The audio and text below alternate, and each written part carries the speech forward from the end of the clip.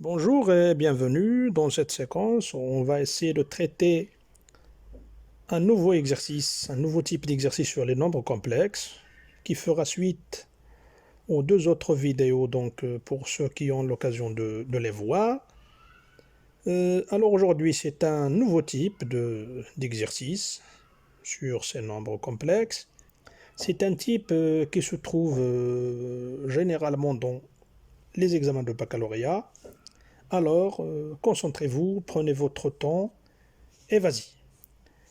On considère le nombre complexe suivant.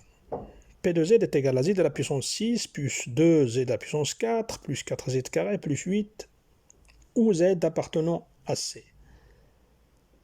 La première impression, le premier sentiment qu'on se sent lorsqu'on a affaire à ce genre d'exercice, quand on voit une puissance 6 et des puissances 4, c'est d'avoir peur, d'être un peu effrayé, mais ce n'est pas aussi compliqué que ça.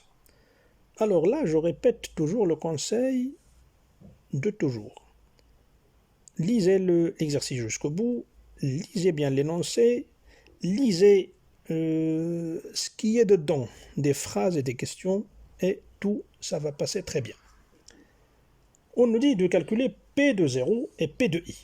Donc là, il suffit de remplacer le 0, le z par 0 et le z par I, donc c'est facile. Deuxièmement, on pose z sous sa forme trigonométrique, r cosinus θ plus i sinus θ, avec le r supérieur à 0 et θ appartenant à l'intervalle moins pi. On nous dit en petit a de calculer r à θ dans le cas où z est égal à 1 plus i. Voilà déjà, comme on a dit, voilà déjà, donc on peut gagner des points tout simplement en faisant au moins, si on n'arrive pas à faire tout l'exercice, donc on va essayer d'en faire la moitié ou bien ce qu'on peut. Donc c'est déjà, le début c'est toujours facile. En petit b, on nous dit d'exprimer en fonction de r et θ la partie réelle, la partie imaginaire de P de z. Bien sûr, puisque P de z c'est un complexe, malgré qu'il est plein de puissance et des z, c'est ça, mais et on peut l'écrire aussi sous sa forme réelle et imaginaire, comme n'importe quel autre complexe. Et on nous dit de calculer les valeurs numériques si r est égal à 1 et r est égal, et θ est égal à pi sur 6, c'est-à-dire les valeurs numériques de la partie réelle et de la partie imaginaire. En petit c, on nous dit de montrer que si on se donne bêta, une racine de l'équation P de z est égale à 0, alors moins bêta et bêta bar sont conjugués le sont aussi. Alors là, je ouvre une petite parenthèse, c'est que quand on parle de racine de l'équation, il ne faut pas confondre avec la racine carrée que vous connaissez auparavant. Donc là, maintenant, on commence, quand on parle des équations, de polynômes comme ça, etc., des complexes ou des réels, on parle de racine d'une équation, c'est-à-dire la solution de l'équation, donc à ne pas confondre avec la racine carrée. Troisièmement, on nous dit de résoudre dans C l'équation E qui est définie par z au cube plus 2z carré plus 4z plus 8 est égal à 0. Voilà, encore quand on voit des cubes dans une équation, ça fait peur. Mais chaque fois que vous avez affaire à une telle équation, soyez sûr que dans l'exercice, vous allez trouver des indications qui vont vous aider à vous en sortir. Parce que les gens qui posent les examens, les enseignants qui posent les examens, ils savent bien qu'ils ont affaire à des étudiants, c'est-à-dire à des apprentis avant tout. Ils ne vont pas vous demander quelque chose d'impossible. On va suivre. On vous dit, sachant qu'elle admet au moins une racine imaginaire pure. Voilà ce dont on a parlé. Voilà l'indication, c'est-à-dire ils vous disent qu'au moins une racine de cette équation, elle est imaginaire pure, c'est-à-dire elle n'a que la partie quelque chose fois i. Voilà, donc c'est une bonne indication qu'on va voir que ça va faciliter bien la tâche. Donc n'ayez pas peur ni des puissances ni de rien.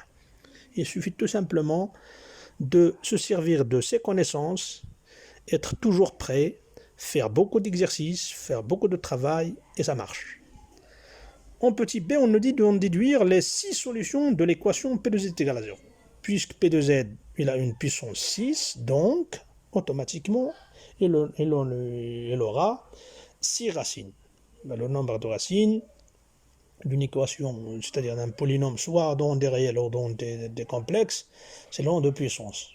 Seulement que parfois, il y a par exemple, quand on dit par exemple x carré est égal à 0, par exemple. Donc c'est une seule solution, mais généralement, le nombre de puissance, c'est le nombre de racines.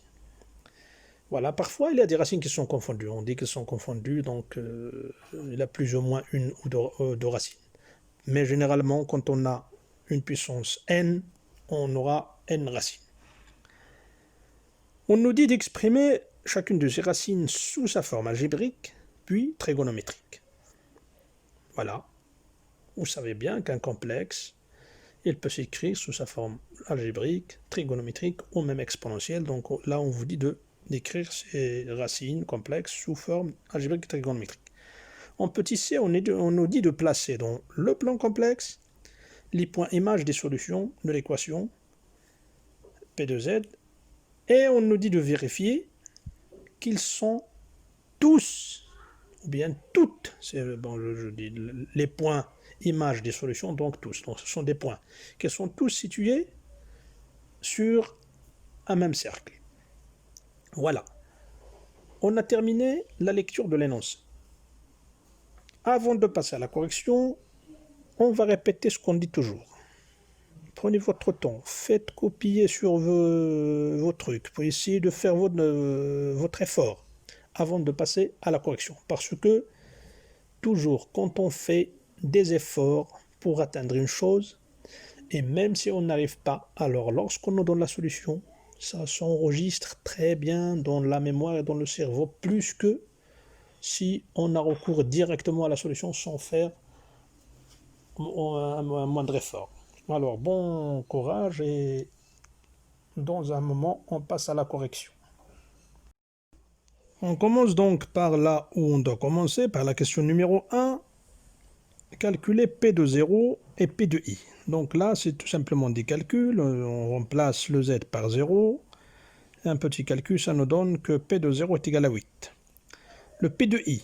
P de I, c'est la même chose. On remplace le Z par I. Donc I à la puissance 6. I à la puissance 6, c'est I à la puissance 4 qui est égal à 1, fois I à la puissance 2 qui est égal à moins 1. Donc c'est moins 1. I à la puissance 4, c'est 1, fois 2, c'est 2. Le I carré, c'est moins 1, fois 4, c'est moins 4, et le plus 8. Donc on obtient moins 1, plus 2, moins 4, plus 8 est égal à 5. Voilà, on passe à la question numéro 2. La question numéro 2, on pose Z sous sa forme trigonométrique, R cosinus de θ plus I sinus de θ, avec R, comme on a dit, supérieur à 0 et θ appartenant à moins pi. Alors, on nous dit de calculer R et θ dans le cas où Z est égal à 1 plus I. Alors là, je vais vous donner un conseil qui est très important. Quand vous avez à passer de la forme algébrique à la forme trigonométrique d'un complexe, pensez tout simplement aux angles usuels que vous connaissez. Les angles dont on avait parlé d'une des vidéos précédentes, le 0, le pi sur 6, le pi sur 4, le pi sur 3, le pi sur 2 et le pi. Donc, tournez tout simplement autour de ces angles usuels. Si jamais on doit vous demander de calculer un cosinus ou bien un sinus d'un angle que vous ne connaissez pas, soyez sûr qu'on va vous donner une indication. N'ayez jamais peur qu'on vous donne de calculer un cosinus je sais pas quoi, de 2020 par exemple, ou bien un cosinus de Covid-19. Non, n'ayez jamais crainte de ça. Donc, comme j'ai dit, pensez tout simplement autour de ces angles usuels. Voilà. Z est égal à 1 plus I. Donc c'est 1 plus 1 fois I. Donc on va transformer le 1 en quelque chose qui ressemble à un cosinus ou un sinus de l'un des angles qu'on a cités. Alors on peut écrire que c'est la racine de 2, facteur de la racine de 2 sur 2, plus I fois la racine de 2 sur 2. Et la racine de 2 sur 2, c'est tout simplement le cosinus, qui est aussi le sinus de pi sur 4. Donc on peut écrire notre angle, notre complexe sous la forme de racine de 2, facteur de racine de 2 sur 2 plus i racine de 2 sur 2 qui est égal tout simplement racine de 2 facteur de cosinus de pi sur 4 plus i sinus de pi sur 4, c'est-à-dire r est égal à racine de 2 et θ est égal à pi sur 4. Pour la question B, on nous dit d'exprimer en fonction de r et θ la partie réelle et la partie imaginaire de P de Z. Donc, comme on a dit, P de Z c'est un complexe, donc automatiquement il doit être écrit sous sa forme réelle et plus sa partie imaginaire fois i. D'accord, avant de passer à l'écriture de P de Z, on passe d'abord par le Z. Alors le Z, puisque d'une part on nous a dit de trouver ces deux parties en fonction de r et θ, donc on va l'écrire sous sa forme trigonométrique, et d'autre part, comme j'ai déjà dit dans l'une des vidéos précédentes, que vous, lorsque vous avez affaire à des complexes avec des puissances, pensez directement à la formule trigonométrique. C'est facile, avec la formule de Moivre. Voilà, donc on a z à la puissance 6, ça devient r à la puissance 6, facteur de cosinus de 6 θ plus i sinus θ. C'est pareil pour z à la puissance 4 et pour z au carré. D'accord, on pose maintenant P de Z sous sa forme réelle plus i fois sa partie imaginaire et on passe au calcul. D'après ce qui précède, c'est-à-dire notre donnée de la forme de P de Z et de ce qu'on a trouvé avec la formule de Moivre, on peut directement déduire que la partie réelle de P de Z, c'est tous les éléments qui ne sont pas en facteur avec Z. C'est tout simplement r à la puissance 6 cosinus de 6 θ plus 2r à la puissance 4 cosinus de 4 θ et plus 4r carré cosinus de 2θ plus 8. La partie imaginaire, ce sont tous les termes, la somme de tous les termes qui sont avec le i. Donc c'est r à la puissance 6 sinus de 6 θ, r à la puissance 4 sinus de 4 θ et 4r carré, je dis bien 2r4 à la sinus de 4 θ plus 4r carré sinus de 2θ. 108, donc il n'y a pas de 8. Le 8 c'est avec la partie réelle. Voilà, on vient de répondre à la première tranche de la question, c'est-à-dire les parties imaginaires et la partie réelle du complexe P de Z. Maintenant, on passe à un cas particulier, c'est-à-dire quand r est égal à 1 et θ est égal à pi sur 6. Alors là, il suffit de remplacer le θ par pi sur 6 et le r par 1. Donc 1 avec toutes les puissances, on va s'en débarrasser, c'est toujours 1. Le θ, on commence par la partie réelle, donc le cosinus de 6 θ, elle devient cosinus de pi. Le cosinus de 4 θ, il devient 2 pi sur 3. Le cosinus de 2 θ, ça devient 1 pi sur 3. Et le 8, elle reste à sa place. Pour la partie imaginaire, ça devient 1 sinus de pi plus 2 sinus de 2 pi sur 3 plus 4 sinus de pi sur 3. Voilà, comme on a déjà dit, donc ce sont des angles usuels qu'on connaît, alors c'est facile de faire. Donc la partie réelle, ça devient moins 1 plus 2 fois moins 1 demi, donc le 2 pi sur 3. Le pi sur 3, c'est tout simplement c'est pi moins pi sur 3, donc son cosinus, c'est moins le cosinus de pi sur 3, donc c'est moins 1 demi.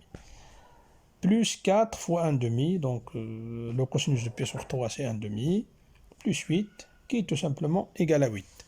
Pour la partie imaginaire de P de Z, c'est encore égal. Le sinus de pi c'est 0, le sinus de 2 pi sur 3 c'est sinus de pi sur 3, ils ont le même sinus, et c'est racine de 3 sur 2, plus 4, le sinus de pi sur 3, comme on a dit, ils ont le même sinus, c'est racine de 3 sur 2, et le tout nous donne 3 racines carrées de 3. Donc la partie réelle, dans le cas où r est égal à 1 et θ est égal à pi sur 6, c'est tout simplement égal à 8. Et la partie imaginaire est égale à racine 3 racine de 3. Question C. On nous dit de montrer que si on se donne une racine bêta comme racine de l'équation P de Z, alors moins bêta, et bêta bar sont conjugués le sont aussi. Alors on commence par moins bêta. Déjà, qu'est-ce que ça veut dire que bêta est une racine de P de Z? Donc c'est tout simplement que b à la puissance 6 plus 2b à la puissance 4 plus 4 bêta à la puissance 2 plus 8 est égal à 0. Alors on prend maintenant moins bêta. P de moins bêta, donc on remplace z par le moins bêta, ça nous donne moins bêta à la puissance 6 plus moins bêta à la puissance 4 plus 4 moins bêta à la puissance 2 plus 8. Et puisque 6, 4 et 2 sont des relatifs pairs, donc on trouve que si encore est égal à bêta à la puissance 6, plus 2 bêta à la puissance 4, plus 4 bêta au carré, plus 8, qui est égal à 0, puisqu'on a déjà, c'est la même formule, puisque bêta est une racine de P de Z, donc voilà que c'est bien démontré pour moins bêta. Donc on déduit que P de moins bêta est égal à 0, et par suite le moins bêta aussi est une racine de P de Z. Maintenant pour le bêta bar. Pour le bêta bar, on remplace encore Z par bêta bar, donc ça, P de bêta bar, ça devient bêta bar à la puissance 6, plus 2 bêta bar à la puissance 4, plus 4 bêta bar au carré, plus 8.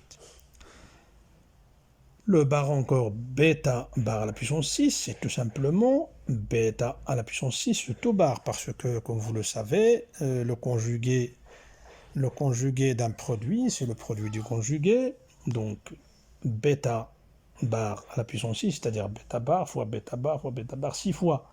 Donc c'est tout simplement, c'est bêta à la puissance 6 le taux bar. C'est la même chose pour 4 et pour 2. Et 8, le 8 bar aussi, c'est un réel, son conjugué, c'est encore un réel, puisqu'il n'a pas de partie imaginaire. Alors, encore, le total, c'est un peu égal. On sait aussi que c'est la somme des conjugués, c'est le conjugué de la somme. Donc on peut écrire que c'est bêta à la puissance 6 plus 2 bêta à la puissance 4 plus 4 bêta carré plus 8, le tout bar. Or, on sait que ça, c'est tout simplement, c'est la formule de P de Z, de P de bêta, qui est égale à 0, puisque bêta, c'était une racine de P de Z. Donc, le tout, ça nous donne, c'est 0 bar, qui est tout simplement égal à 0. Et on vient de montrer que bêta bar est aussi une racine de l'équation P de Z est égal à 0. Et comme ça, on vient de terminer avec la question numéro 2. La question numéro 3, c'est la résolution de l'équation E, Z au cube, définie par Z au cube, plus 2Z carré, plus 4Z, plus 8 est égal à 0. On nous dit dans l'énoncé, dans l'indication dont on a parlé, que cette équation admet au moins une racine imaginaire pure. Quand on dit au moins, c'est-à-dire elle peut en avoir plus. Au moins une, c'est-à-dire il peut avoir 2 ou bien 3 racines, donc même qui sont imaginaires. Mais on va se baser sur une racine, déjà au moins une. Alors, un complexe est imaginaire pur, c'est-à-dire qu'on peut l'écrire sous la forme BI, avec B, c'est un réel différent de 0. Voilà, on va faire de cette manière. Alors, on prend notre racine par exemple, Z1 est égal à IB. Donc, l'équation devient IB, le tout à la puissance 3, plus 2 IB au carré, plus 4 IB plus 8 est égal à 0. Alors, le I au cube, ça devient moins I. Donc notre équation devient moins IB au cube, moins 2B carré, parce que le I au carré devient moins 1, plus 4 IB plus 8 est égal à 0. Jusque-là, c'est très bien, on n'a fait que remplacer le Z par IB. Alors là, en ce stade, on a l'égalité entre deux complexes. Et bien sûr, vous devez savoir que quand on a égalité entre deux complexes, ça veut dire que leurs parties réelles et leurs parties imaginaires sont respectivement égales. C'est-à-dire la partie réelle de celui-là est égale à celle de l'autre, et ainsi de suite pour la partie imaginaire. Donc ce qui veut dire que maintenant on a deux complexes. L'un c'est avec les i et l'autre c'est 0. 0 aussi c'est un complexe, mais son partie imaginaire. Donc, ce qui veut dire que moins de b carré plus 8, c'est-à-dire la partie réelle du complexe à gauche de l'égalité, est égale à la partie réelle de 0, c'est-à-dire 0.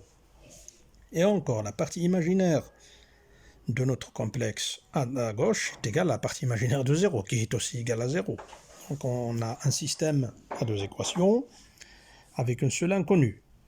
Donc ça nous donne que b carré dans la première équation est égal à 4. Et dans la deuxième équation, on a b facteur de 4 moins b carré est égal à 0. Donc, ou bien b est égal à 0, ou bien 4 moins b au carré est égal à 0. Alors, or, on sait que b il est différent de 0, parce que, comme on a dit, pour que le complexe soit imaginaire, il faut que b soit différent de 0. Donc ça, c'est une petite parenthèse encore que je souhaite que vous comprendrez bien.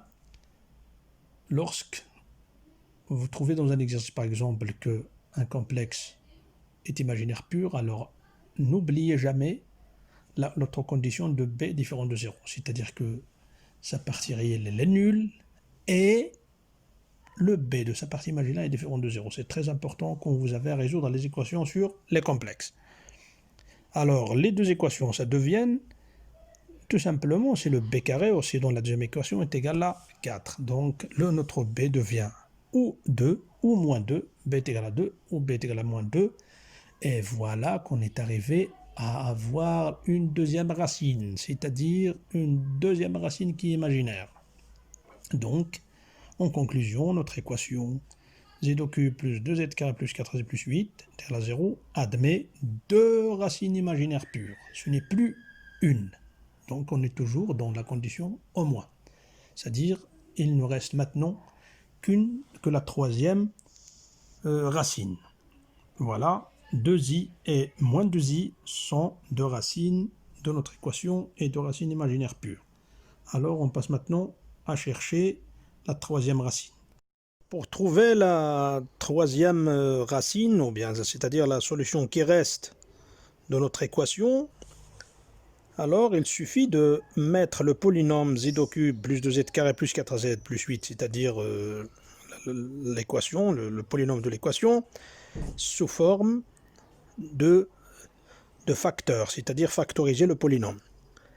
Vous savez très bien que n'importe quel polynôme, que soit de réel ou bien de complexe, il peut être mis sous la forme de x ou bien de z moins la racine. C'est-à-dire, par exemple, dans ce cas, z au cube, on a un polynôme de degré 3, donc on peut le mettre sous forme de 3 facteurs de z moins la racine 1 fois z moins la racine 2 fois z moins la troisième racine. Nous, on connaît déjà deux racines. Donc, la première racine, c'est 2i. La deuxième racine, c'est moins 2i. Donc, on peut mettre notre polynôme de la forme z moins 2i, facteur de z moins 2i, c'est-à-dire plus 2i, facteur de z moins la racine inconnue qu'on veut chercher, on va le mettre est égal à alpha. Donc z moins alpha. On remarque aussi que z moins 2i, facteur de z plus 2i, c'est l'identité remarquable, la troisième identité, c'est-à-dire de la forme a au carré moins b au carré. Donc c'est z au carré moins 2i au carré. Le tout au carré, c'est-à-dire 2 fois i au carré. 2 au carré c'est 4, et le i au carré c'est moins 1, avec le moins ça devient plus, donc c'est z carré plus 4. Facteur de z moins alpha. Voilà, donc il suffit maintenant de développer les calculs, entre parenthèses, on obtient z au cube moins alpha fois z carré plus 4z moins 4 alpha. Et de l'autre côté de l'égalité, on peut mettre notre polynôme de départ. Là encore, on fait appel à l'égalité de deux polynômes. Donc c'est une chose aussi que vous devez savoir, c'est que lorsqu'on a à égaliser deux polynômes, que ce soit des réels ou des complexes, alors la condition nécessaire et suffisante pour que l'égalité soit réalisée, c'est que les coefficients relatifs aux puissances, il faut qu'ils soient respectivement égaux les uns aux autres. Par exemple, dans notre cas, le coefficient à côté de z au cube, il faut qu'il soit égal au coefficient de z au cube de l'autre côté, ainsi de suite. Alors nous avons z au cube, de l'autre côté nous avons z au cube. 2z carré, on a moins alpha z carré. Donc il faut que le 2 soit égal à moins alpha. 4z, 4z, plus 8, moins 4 alpha. Donc on a deux conditions. On va voir est-ce qu'il n'y a pas de problème. Alpha est égal à moins 2, c'est-à-dire à côté du z carré. Et on a aussi 8 est égal à moins 4 alpha, c'est-à-dire z à la puissance 0. À côté de z à la puissance 0, c'est-à-dire réel tout seul. Donc on voit bien que les deux équations, c'est la même chose, donc c'est équivalente. Soit qu'on dit que alpha est égal à moins 2, soit qu'on dit que 8 est égal à moins 4 alpha, c'est-à-dire alpha encore est égal à 8 sur moins 4 est égal à moins 2, c'est très bien. Donc c'est la même chose. Donc il n'y a pas de contradiction. Et par suite, on peut déduire que notre alpha est bien égal à moins 2. Alors maintenant, on va vérifier par exemple sur notre équation. Si on met alpha est égal à moins 2, alors z au cube, ça devient moins 8. Plus 2 fois moins 2 au carré, c'est-à-dire 2 fois 4, c'est-à-dire 8. Donc 8 moins 8, c'est 0. Plus 4 fois moins 2, c'est moins 8. Plus le 8, isolé, c'est égal à 0. Donc très bien, moins 2. Et notre troisième racine de cette équation. Par suite, notre équation E admet bien deux racines purement imaginaires, une racine qui est réelle égale à moins 2. Pour la question B, on nous dit d'en déduire les solutions de l'équation P2Z est égal à 0 à partir de la question 1, c'est-à-dire chercher les solutions de P2Z est égal à 0 en fonction, ou bien en nous basant sur les racines de l'équation précédente. Alors P2 de Z est égal à 0, ça veut dire que Z à la puissance 6 plus 2 Z à la puissance 4 plus 4Z carré plus 8 est égal à 0. Alors la première étape, c'est que on va remarquer que Z à la puissance 6, c'est tout simplement égal à Z à la puissance 2, tout à la puissance 3. Donc on va faire le Z à la puissance 6, Z au carré, le tout à la puissance 3. Le Z à la puissance 4, c'est Z carré, le tout au carré. Le Z carré, c'est Z carré à la puissance 1, donc c'est Z carré, plus 8 est égal à 0. Maintenant, on passe au changement de variable, c'est-à-dire on pose le petit Z carré est égal, par exemple, le grand Z. Notre équation P de Z est égale à 0 devient Z à la puissance, grand Z à la puissance 3, plus 2, grand Z à la puissance 2, plus 4, grand Z, plus 8 est égal à 0.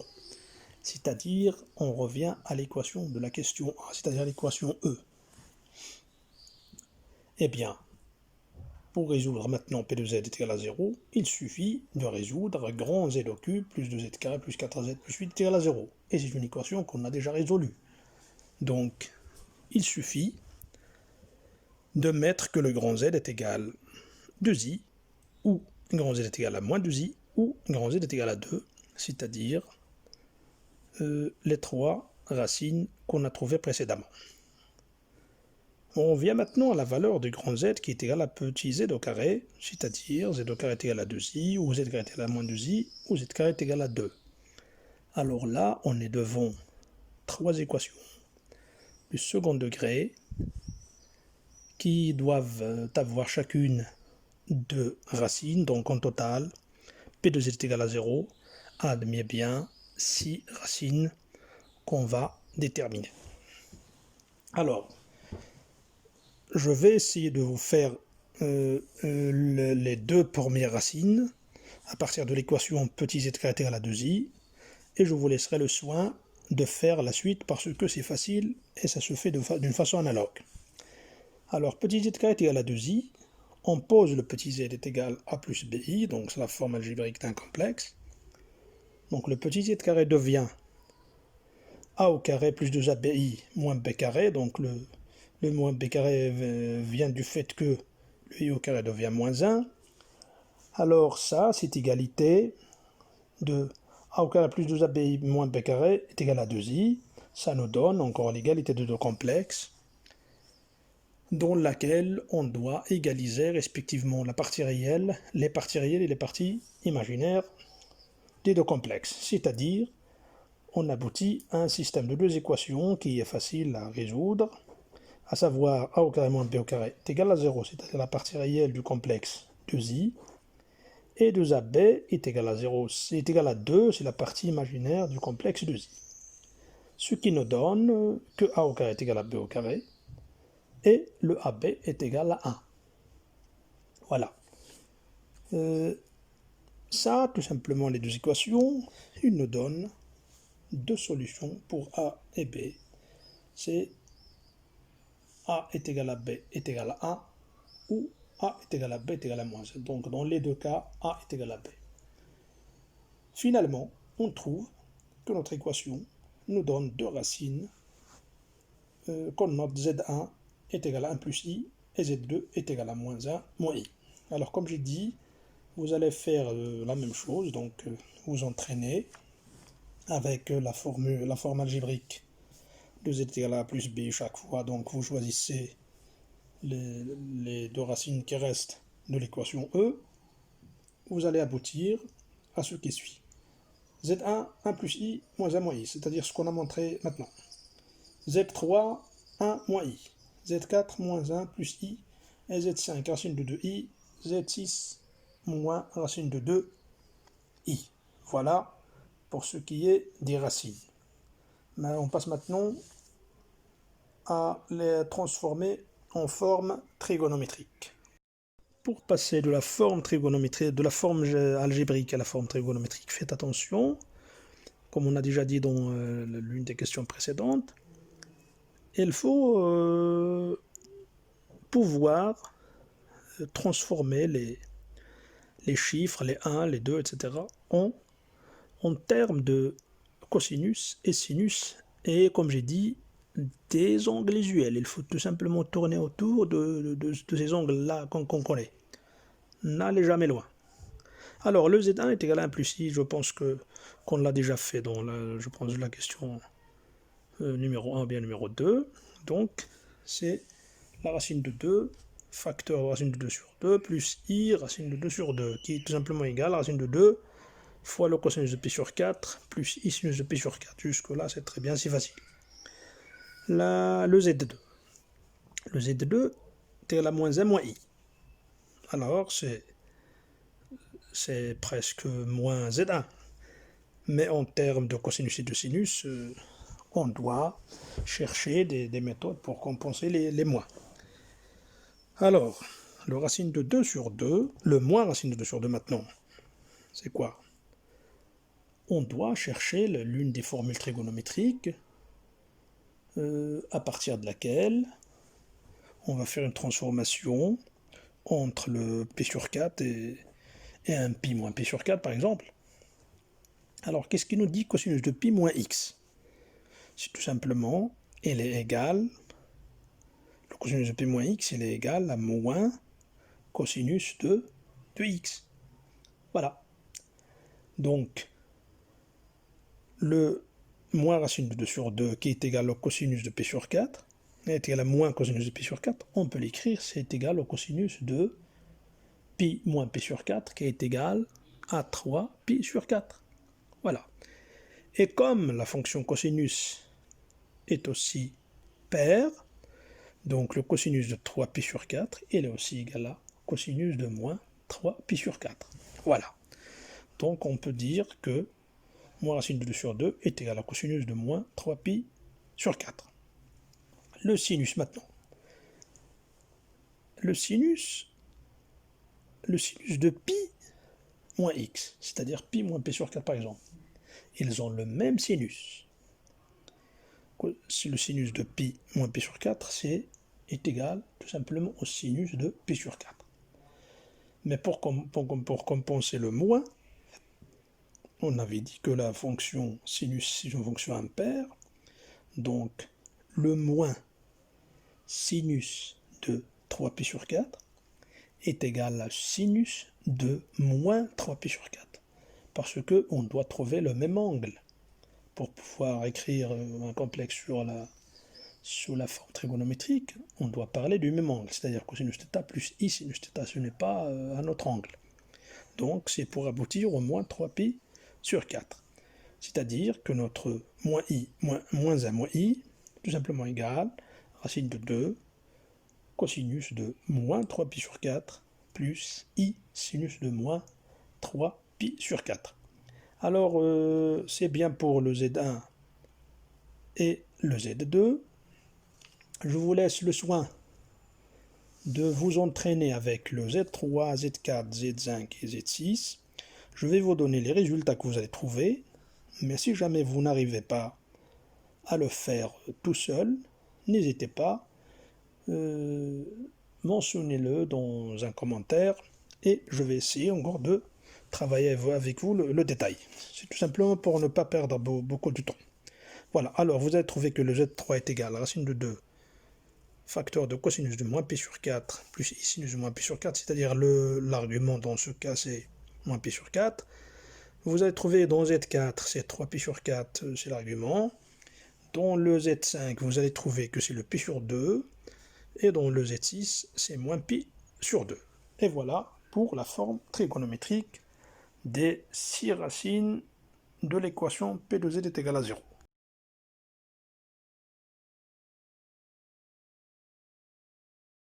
En dernière question, on nous demande de placer les 6 racines de l'équation P de Z est égal à 0 dans un même cercle sur le plan complexe.